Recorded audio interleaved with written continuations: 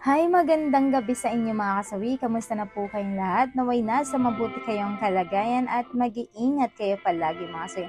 Na ano ang tatlong dapat gawin para ma-inlove sa'yo ang isang babae? Pakinggan nyo to mga kalalakihan. Baka may idea kayo na pwedeng gawin ninyo sa inyong mga nililigawan. Ang una mga kasawi is manligaw doon mismo sa bahay nila. Napaka-importante sa isang babae na nililigawan kami sa mismong tahanan namin.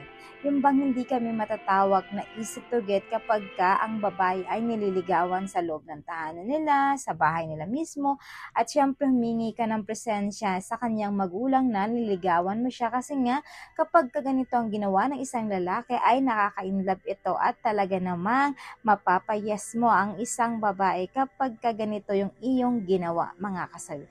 Ayan yung ating una na dapat gawin.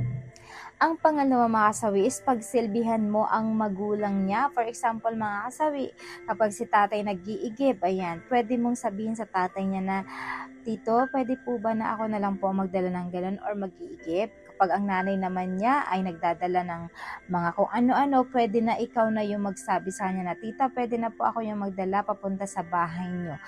Pagsilbihan mo, ayan, kung pwedeng kailangan na magsaing ka sa bahay nila, magluto ka ng ulam nila, pakitaan mo ng gilas para makuha mo ang loob ng tatay ng babaeng nililigawan mo. Napaka-importante yon na dapat una ay ang magulang nila yung pagsisilbihan natin para ma-realize ng magulang nila na talagang totoo ang hangarin mo sa kanila, na talagang pinapakita mo na gustong gusto mo yung anak nila para mismo ang tatay at nanay nila na ang magsabi na ay bet ko yung lalaki na yan, napakasipag, napakagalang at higit sa lahat may respeto sa amin ng magulang mo. O diba? Dagdag puntos yon sa isang lalaki. Ayan yung ating pangalawa na dapat gawin. Ang pangatlo mga kasawi is iparamdam mo na siya lang ang babae sa buhay mo. Kapag once na nanliligaw ka sa isang babae, iparamdam mo sa kanya na wala ka nang nililigawang isang babae or hindi ka na-attract sa mga kababaihan kahit na maganda yan, nakikita mo, nakakita ka ng sexy, talagang baliwala lang sa'yo. Iparamdam mo sa kanya tuwing kayo ay magkasama na talagang siya lang ang babae sa buhay mo at wala nang iba pa.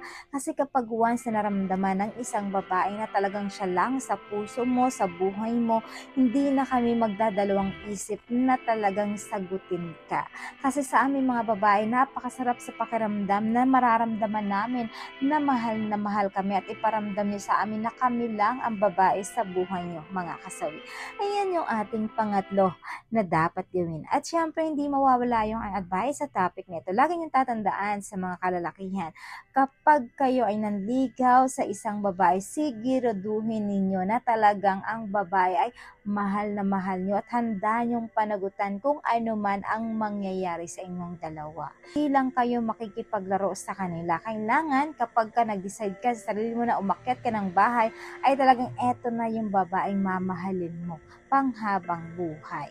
Yan lamang po mga kasabi ang aking advice. Maraming salamat po sa patuloy na pagsuporta niyo sa akin sa walang sawang pag-share at pag-comment. Sa mga hindi pa po nakapag-subscribe, pwede na kayo mag-subscribe, pwede na rin kayo mag-follow para updated kayo sa topic ko araw-araw. Magandang gabi.